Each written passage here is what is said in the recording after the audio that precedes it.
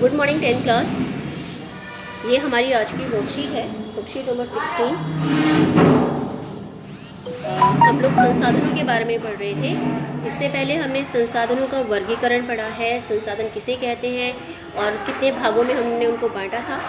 आज का हमारा जो टॉपिक है वो है संसाधन और विकास। संसाधन और विकास,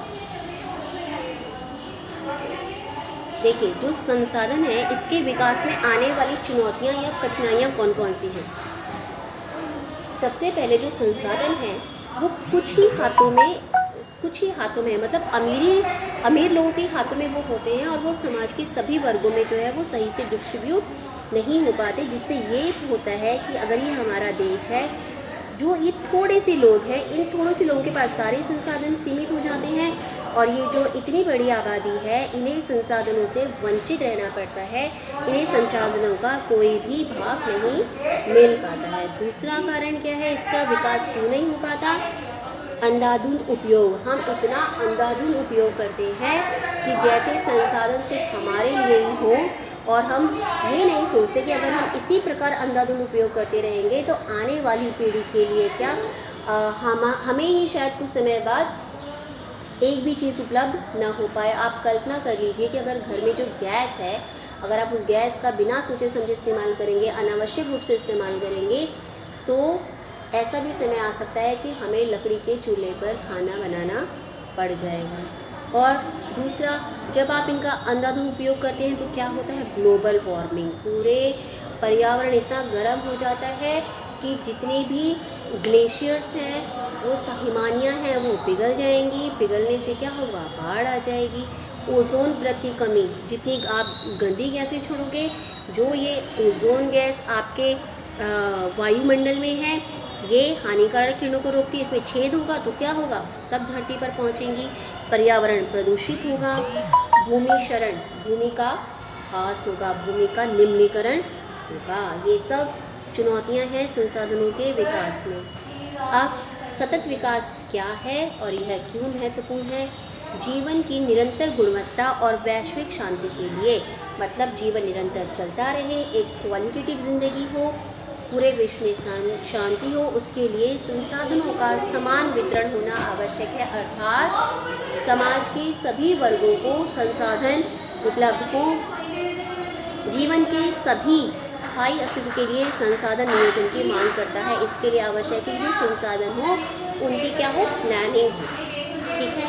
अगला देखिए, सतत आर्थिक विकास का अर्थ है पर्यावरण को नुकसान पहुंचाए बिना वर्तमान में विकास से भविष्य की पीढ़ियों की ज़रूरतों से समझौता नहीं करना चाहिए। अर्थात आप अपने आज के विकास के लिए आने वाली पीढ़ियों की ज़रूरतों से समझौता नहीं कर सकते। अर्थात ऐसे संसाधनों का उपयोग आप नहीं करेंगे, केवल आप ही उसका उपयोग करें और आने वाली पीढ़ी उससे वंचित रह जाए। इसीलिए इन्हीं सब कारणों की वजह से हमें संसाधनों के नियोजन की आवश्यकता है। ठीक है। नियोजन मतलब प्लानिंग।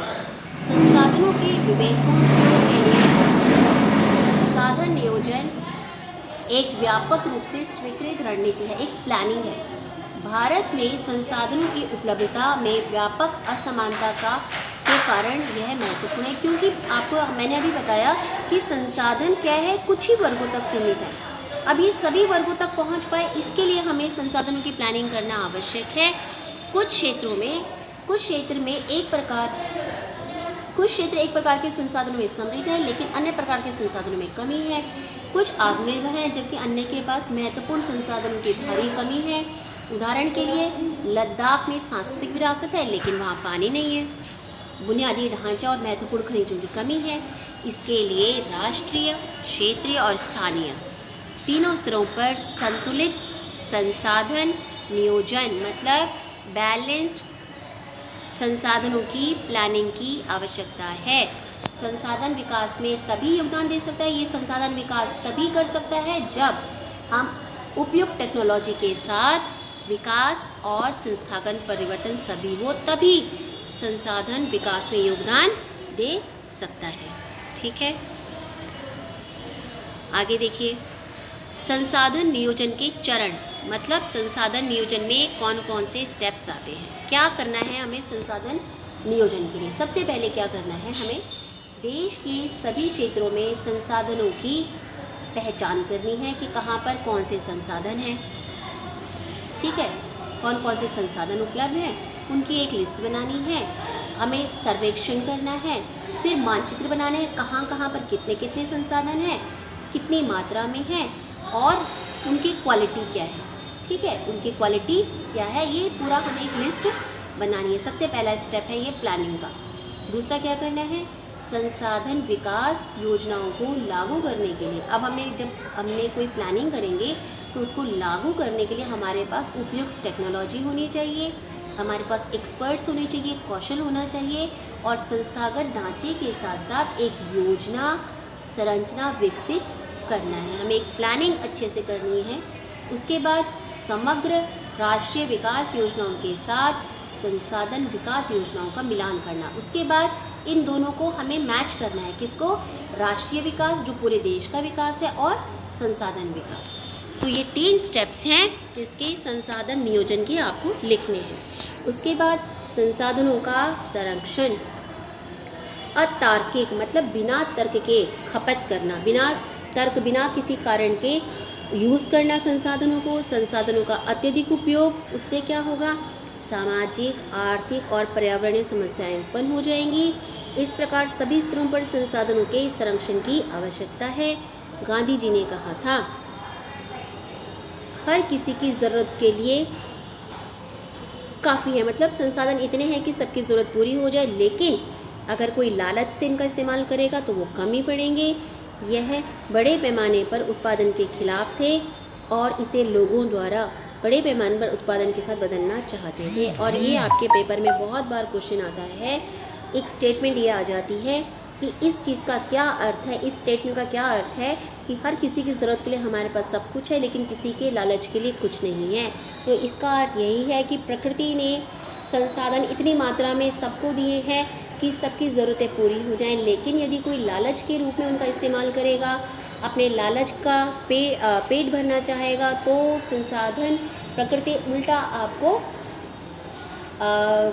उल्टा आपके साथ जो है वो नुकसान करेगी। अब देखिए, आप इतने पेड़ हैं कि वो आपकी ज़रूरत पूरा कर सकते हैं, लेकिन अगर आप उनकी अंधाधुंध कटाई करेंगे तो क्या होगा, अंधाधुंध कटाई करने से सारा मैदान बन जाएगा, सारी मिट्टी उड़ के नदियों में जाएगी, क्योंकि पेड़ की जड़ें तो मिट्टी को पकड़ कर रखती हैं, और नदियों में जाएंगी तो क्या होगा, नदियों का स्तर वो ऊपर उठेगा और बाढ़ आएगी, तो उल्टा आपको नुकसान हुआ ना।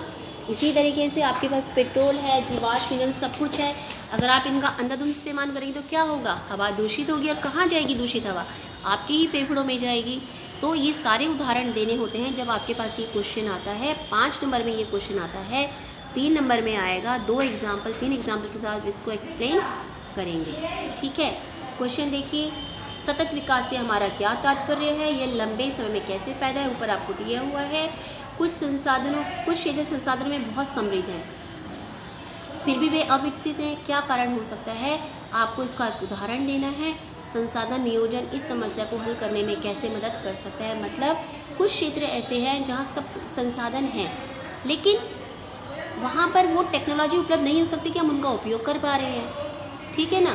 तो इसका क्या कारण हो सकता है, यही कारण हो सकता है कि वहाँ पर संसाधन तो है लेकिन हमारे पास वो टेक्नोलॉजी नहीं है कि हम उसका यूज़ कर सकते हैं। तो आपको क्या करना है, इस समस्या का हल कैसे कर सकते हैं कि आपको एक उपयुक्त प्लानिंग करें, हम ऐसी प्लानिंग करें कि वहाँ पर कौन सी टेक्नोलॉजी के द्वारा आप उस संसाधन का इस्तेमाल कर सकते हैं। मान लीजिए असम के सुदूर क्षेत्रों में कहीं पर पेट्रोलियम का कोई कुआं है, लेकिन हमारे पास वो टेक्नोलॉजी नहीं है कि हम वहाँ पर जाकर उसका उपयोग कर सकते हैं, ठीक है। देखिए, ये क्वेश्चन मैंने कहा था हर बार आता है, हर किसी की ज़रूरत के लिए पर्याप्त संसाधन है जबकि किसी की लालच के लिए नहीं है। गांधी जी के इस कथन का क्या मतलब था, ये आपको उदाहरण के साथ समझाना है। 5 नंबर के लिए ये क्वेश्चन तैयार करना है, ओके। चलिए, ये आपकी आज की वर्कशीट है, सभी इसको ध्यान से करेंगे।